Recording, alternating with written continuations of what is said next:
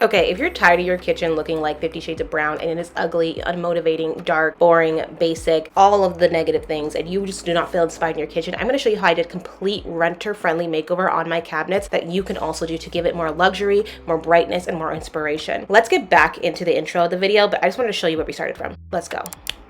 In today's video, I'm going to be showing you how I completely did a renter-friendly makeover of my kitchen cabinets. I'm going to go into detail of how I made the trim, how I actually wrapped the cabinets so they're protected from the paint, and also how I made the faux cabinets up top. But I'm going to give you all the details of what I did, the products I used, tips and tricks, what worked and did not work, and how you can also achieve having an elevated bougie look for your kitchen for less, and also not ruin your deposit and your landlord's not getting mad at you.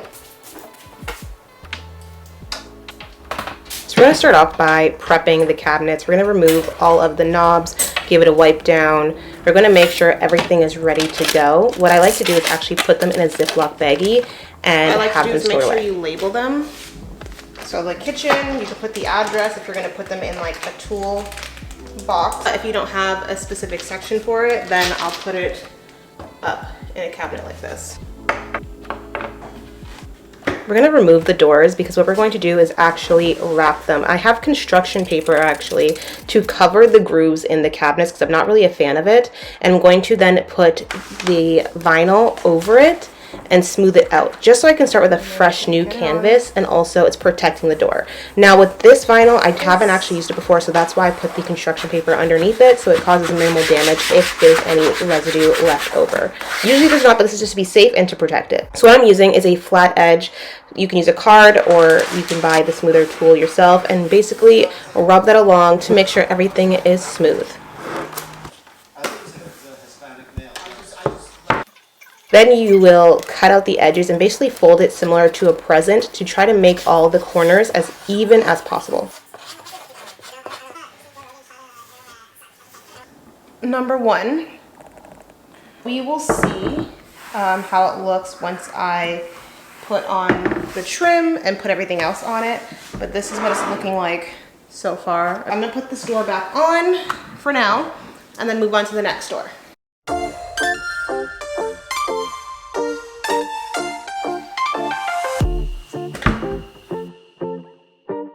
You're going to continue to repeat the same step over and over again. Trust me, it's tedious, but it will be worth it. You want to make sure that your doors are also cleaned off so to make sure everything sticks correctly and nothing's going to seep through if there's any oil or residue on it. I'm going to finish the rest of these cabinets off of camera because it's just literally a tedious task. I'm just going to take the doors all down and then bang it out at once. So you have to stay tuned to see if this turns into my bougie luxury palace.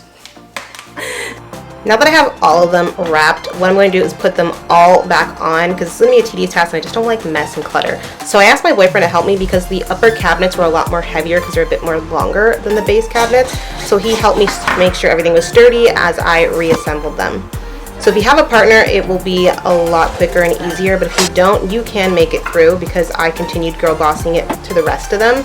So don't worry, it will get done. This is just the main part that's the hardest.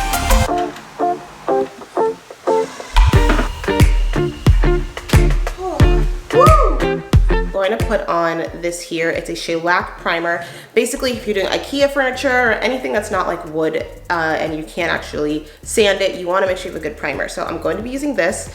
It only takes 45 minutes to cure, but I think I'm going to let it sit for a bit longer to make sure it's really dry and works well. I'm going to probably open my backyard and my windows to make sure it's well ventilated. I'm not sure if I'm going to do one coat or two yet, but this is the primer that I'm going to be using because I see everyone raving about it, so I'm going to test it out for myself and see how well it works.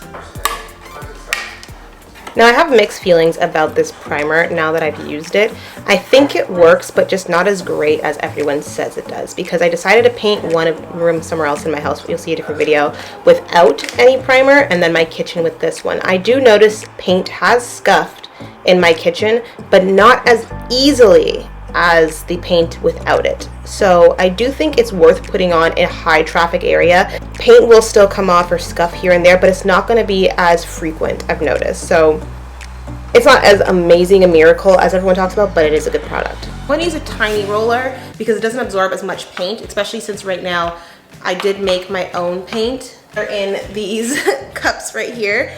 I had a whole fiasco trying to make my perfect paint color. You would have seen all my swatches on the wall and me trying to determine what color do I want to do. I've been swatching so many different paint colors on this cabinet and down here because originally I thought I wanted this color, but then Nate was like, no, it's too dark for the kitchen. I was like, you know what, for the space, yes.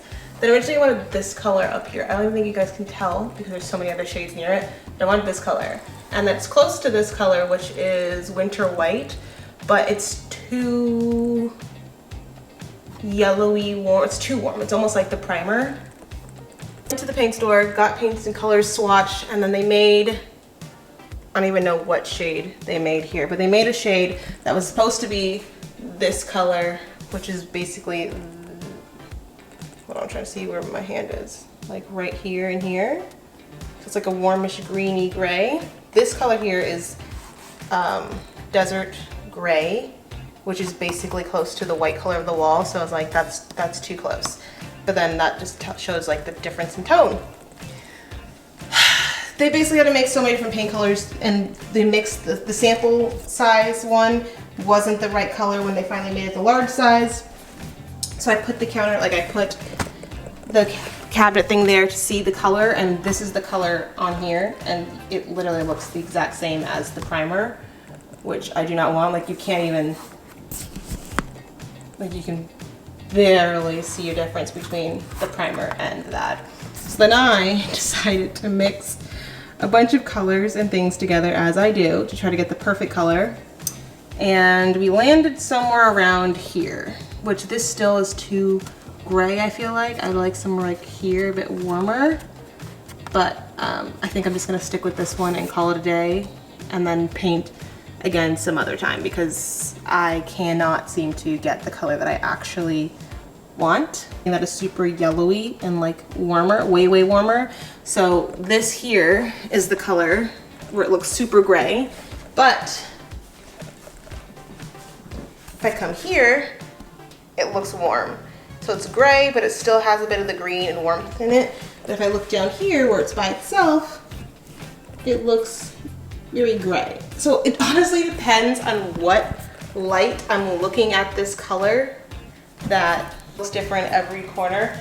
I even painted it on, I wrapped the vinyl itself, and that vinyl is very blue white.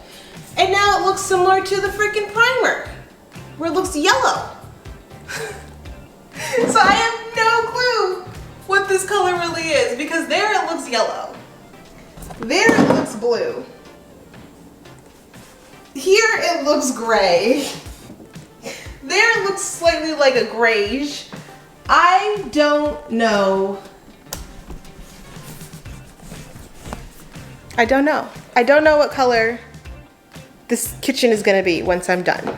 This turned out, it was just a lot. So the sample size that I got was the right color. For some reason they just couldn't remake it in the larger one. It was drying down lighter or more yellow or this and that. So now I have two big jars of paint that are not the right color. So I was like, okay, let me see if I can just do something at home. And I made my own paint.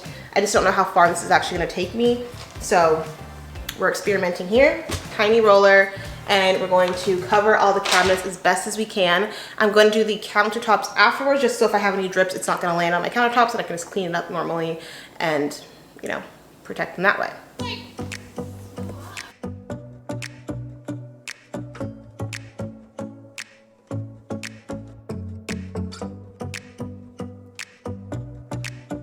All this because I barely dipped the. I do apologize now for anyone that's gonna be like, what color did you put on? I don't know.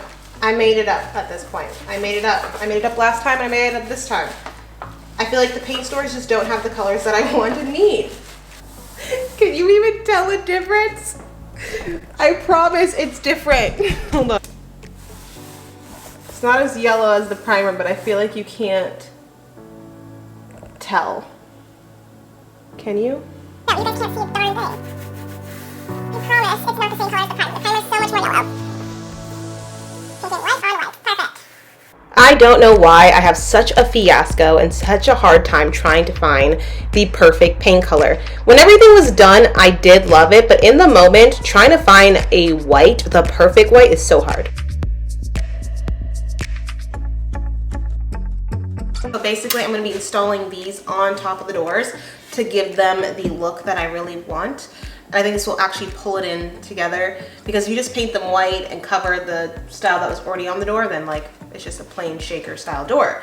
I don't want that. I want to add some more detail. So I'm going to be adding these panels to the door, and I'm excited to see what it looks like, and hopefully my vision comes to light. I have to paint them still, but I'm hoping that what I'm thinking in my head will be executed. Fingers crossed. And then once I put the floors in, oh, I can't wait. Just seeing the color, well, not these colors, those are off, but seeing the colors over there and the base cabinets, I'm just like, okay, I'm seeing the vision. I'm hoping it's gonna work.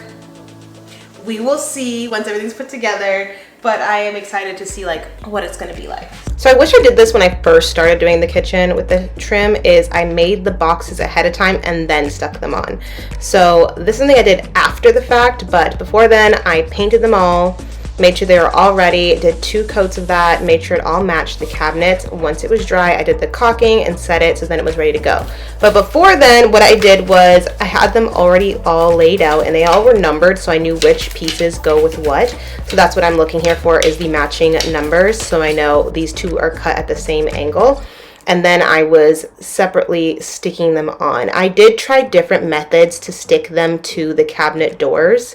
I used double-sided tape, that fell off. I used hot glue gun, that fell off. I used adhesive towards the end, and honestly, the adhesive and the double-sided tape were my best friends towards the end. So skip the hot glue gun. I think the hot glue gun would work if I'm doing it on like a wall that I want to be renter friendly, because I noticed double-sided tapes does peel off paint, but the hot glue gun does not. So I don't know why that is, but that's what I've noticed. But as you see here, I'm using my leveler and I'm trying to make sure everything is even. If you pre-make the boxes and then stick them on, you will save yourself so much time. Now here I'm working on this little tea coffee bar section. I bought an IKEA shelf, and then I cut a piece of wood to match and then stuck it in there, and then I'm going to add shelving afterwards. Here I'm still adding all of the trim. This is a very time-consuming task. It's not hard, but it's very time-consuming. So I would say, like I said, make the boxes before sticking them on. Now we're going to move on to the faux cabinets up top. I pre-cut everything out and measured everything, but I kind of didn't mark which spot to go, so I was just trying to re-measure to make sure that they're all lined up for the right spot. I love cabinetry that goes all the way to the ceiling. I do not like when they have that random gap in it. So I organized all the pieces of wood. I'm going to replace this one because I was going to cut a piece to fit, but I'm just going to scratch this piece and completely redo it. I have them all organized with their designated trim. So what I'm planning on doing is having this be the base. So it's going to connect to the cabinet, and then I'm going to take the edge of it and then staple it to that, this, and have that. So this part is going to be touching the base and it's going to hold it up, and then it's just going to help support it without me having to actually fasten it to the cabinets.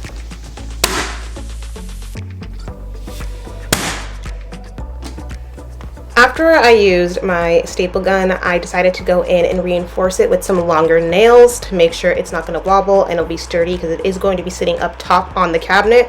So you want to make sure that everything is secure.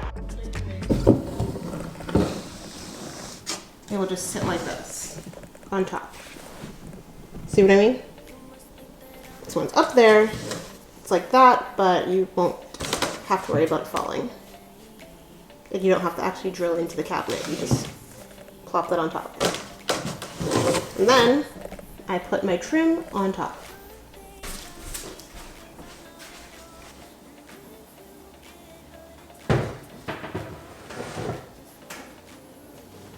It's looking good. Let's see if I can slam the cover to be fine. Didn't shake. staples.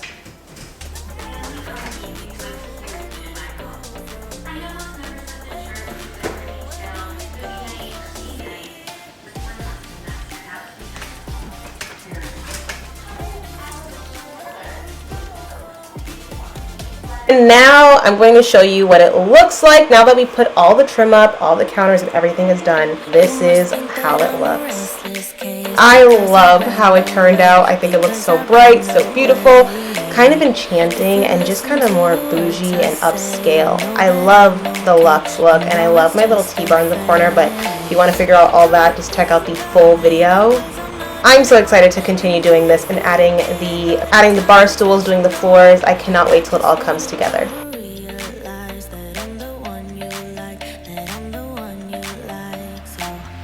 Thanks so much for watching, guys. Like, comment, subscribe. Make sure you check out my other videos. If you haven't already seen the complete kitchen makeover, definitely check that out. Look out for the video of where I'm going to completely redo my kitchen floors. It's gonna be something completely different than I normally have done ever. As well as look out for the video of where I put up the countertops for this kitchen. So I will see you guys in my next one. Like, comment, subscribe. Bye, lovelies.